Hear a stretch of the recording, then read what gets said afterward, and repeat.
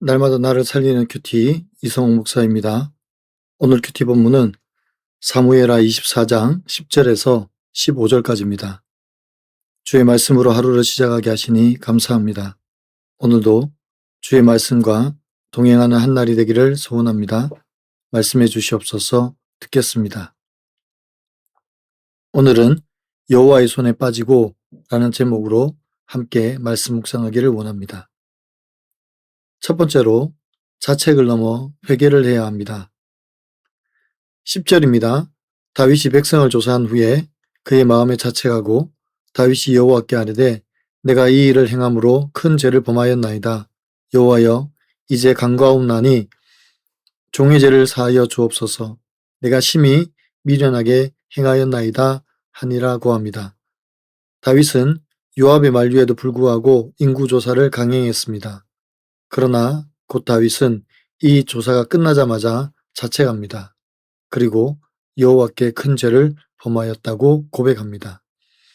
하나님께서 다윗의 양심을 움직이신 것입니다. 사람은 스스로 자기 죄를 깨닫지 못합니다. 지금 다윗처럼 교만하여 자기 과시를 하는 상황 가운데는 더욱 그리합니다. 자기를 드러내고 싶은 마음, 자기의 힘과 권력을 자랑하고 싶은 마음, 모든 면에서 자기가 잘하고 있다고 스스로 인정하고 싶은 마음이 사로잡혀 있을 때는 자기가 무엇을 잘못하고 있는지를 깨닫지 못합니다. 그런데 오늘 성경은 다윗이 그의 마음에 자책을 했다고 합니다. 이것은 다윗 스스로 자기를 돌아본 것이 아니라 성령의 역사입니다. 성령님께서 다윗의 마음에 깨닫는 은혜를 주셨습니다. 그래서 자책한 다윗은 곧바로 하나님 앞에 자신이 범죄하였다고 고백하는 것입니다.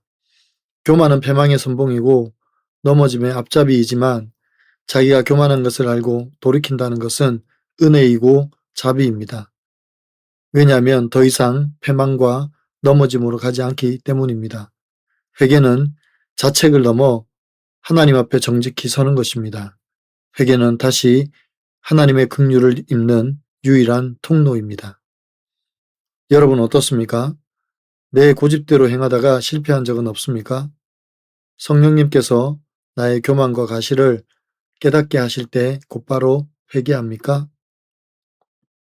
두 번째로는 징계는 사랑의 매입니다. 11절과 12절에서 다윗이 아침에 일어날 때 여호와의 말씀이 선지자 갓에게 임하여 다윗에게 말씀하십니다. 선지자 갓은 다윗에게 여호와의 말씀대로 세 가지를 보이겠다고 합니다. 그리고 그 중에 한 가지를 택하라고 합니다.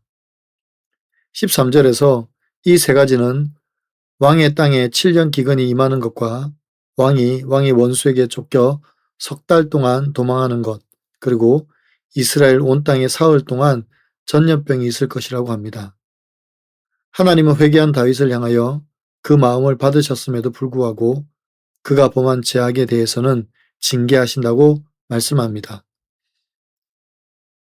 하나님은 징계 중에도 다윗의 의사를 물으십니다. 왜냐하면 우리 하나님은 폭군이 아니시기 때문입니다. 징계 중에도 은혜를 거두지 않으시는 분이십니다. 하나님의 징계는 우리를 다듬어 가시는 하나님의 자비의 손길입니다. 우리를 하나님의 사람으로 만들어 가시는 도구입니다. 14절과 15절입니다. 다윗이 갓에게 이르되 내가 고통 중에 있도다. 청하건대 여호와께서는 긍휼이 크시니 우리가 여호와의 손에 빠지고 내가 사람의 손에 빠지지 아니하기를 원하노라 하는지라.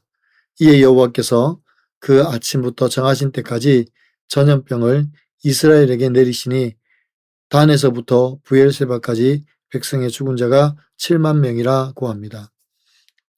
다윗이 선지자 갓에게 여호와께서는 긍휼이 크시니 우리가 여호와의 손에 빠지기를 원합니다 라고 고백합니다.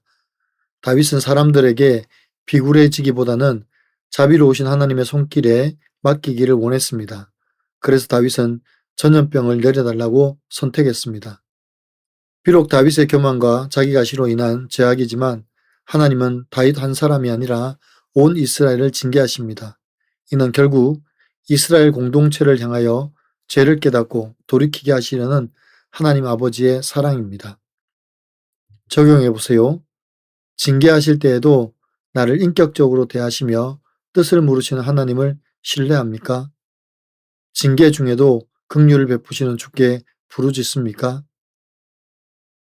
오늘 큐티 묵상 간증은 공동체에 묻지 않은 죄라는 제목의 한 성도님의 묵상 간증입니다. 수년 전 아버지께서 돌아가시기 전에 아버지 소유의 땅 개발로 보상금을 받았습니다. 그리고 그 돈으로 저와 둘째 형은 가족을 대표해서 공동 명의로 임야를 매입했습니다. 그러다 제 사업이 망해서 세금 체납을 이유로 제 지분의 임야가 최근 공매로 붙여졌습니다. 임야의 나머지 지분을 가진 둘째 형에게 우선 매수권을 주어서 낙찰받아 임야 전체가 둘째 형 명의가 되었습니다.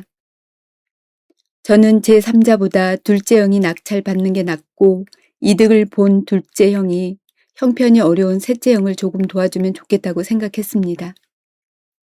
그러나 둘째 형의 돈 욕심을 아는 다른 형제들의 생각은 달랐습니다.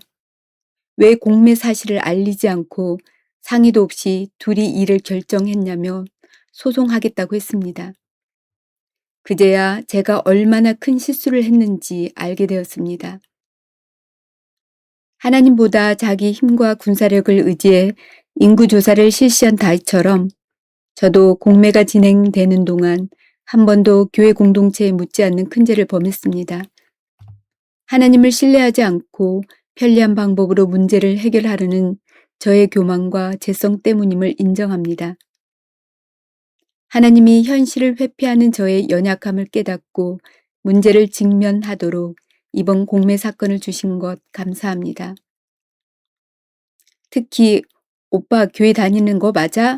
라며 격동하는 여동생의 말을 듣고 다윗의 죄로 이스라엘의 전염병이 내린 것처럼 저의 죄가 형제들의 구원을 막았음을 깨닫게 되었습니다.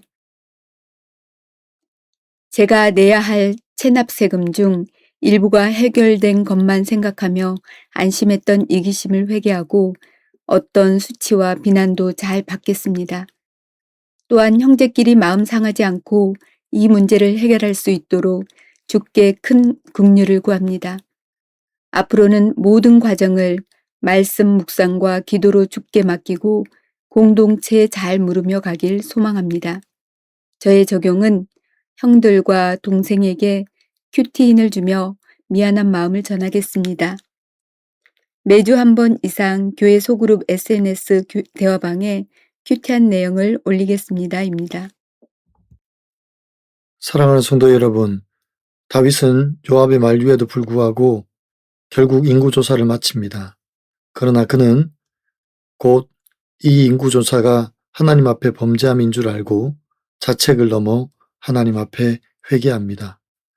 이처럼 성령 하나님은 택하신 자들이 범죄할 때에도 보고만 계시지 않습니다. 우리의 마음과 생각을 감동하셔서 우리의 죄를 깨닫게 하십니다. 그리고 상한 마음과 통회하는 마음으로 하나님 앞에 서게 합니다. 이것이 곧 하나님의 은혜와 자비입니다. 만일 우리가 우리의 죄를 깨닫지 못한다면 우리는 결국 영원한 형벌에 놓일 수밖에 없습니다. 그러나 택하신 백성들에게는 늘 깨닫는 은혜를 주십니다. 그리고 회개케 하십니다. 그리고 돌이켜 다시 회복의 자리로 인도하십니다. 이 은혜와 사랑을 늘 기억하며 죄악 중에라도 속히 돌이켜 회개하는 저와 여러분이 되시기를 간절히 축원합니다. 기도드립니다. 사랑하는 주님, 오늘 다윗이 자기의 죄를 자책하고 회개케 하신 하나님을 찬양합니다. 우리를 죄악 가운데 머물지 않게 하시기 위해 늘 말씀과 성령으로 우리를 깨닫게 하시니 감사합니다. 주께서 우리의 죄악을 깨닫게 하실 때에 겸손히 엎드리는 저희가 되게 하여 주시옵소서. 교만하여 버티고 서 있지 않게 하옵소서.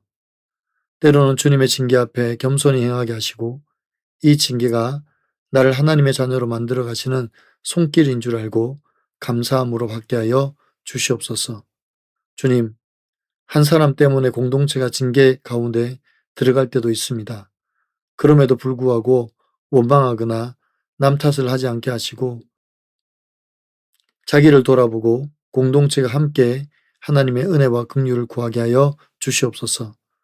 그래서 우리를 그리스도 안에서 더욱 굳건하게 묶여가게 하시고 주의 몸된 교회를 든든히 세워가는 공동체가 되게 하여 주시옵소서. 우리 구주 예수 그리스도의 이름으로 간절히 기도하옵나이다. 아멘.